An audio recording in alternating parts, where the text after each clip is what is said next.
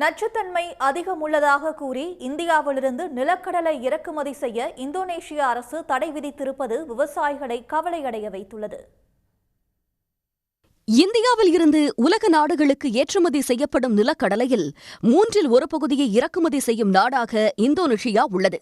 அதாவது சராசரியாக ஆண்டுக்கு 7 லட்சம் டன் நிலக்கடலை உலகம் முழுவதும் ஏற்றுமதி செய்யப்படும் நிலையில் 2.25 லட்சம் டன் நிலக்கடலை இந்தோனேஷியாவுக்கு மட்டும் ஏற்றுமதி செய்யப்படுகிறது. இந்நிலையில் இந்தியாவில் இருந்து ஏற்றுமதி செய்யப்படும் நிலக்கடலையில் ஆஃப்லாடாக்சின் எனப்படும் பூஞ்சையால் ஏற்படும் நச்சுத்தன்மை அதிகம் இருப்பதாக இந்தோனேஷியா தர நிர்ணய ஆணையம் குற்றம் சாட்டியுள்ளது. இதனைத் தொடர்ந்து வரும் செப்டம்பர் 3ஆம் தேதி முதல் இந்திய நிலக்கடலை இறக்குமதிக்கு தடை விதிக்கப்படுவதாகவும் அந்நாட்டுக்கான விவசாய மற்றும் பதப்படுத்துதல் உணவு ஏற்றுமதி மேம்பாட்டு ஆணையம் அறிவித்துள்ளது.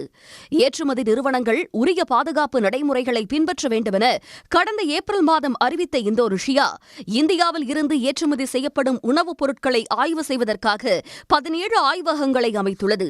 4% அளவுக்கு பூஞ்சையை ஐரோப்பா அனுமதிக்கும் நிலையில் இந்தோனேஷியா 15% பூஞ்சையை அனுமதிக்கிறது.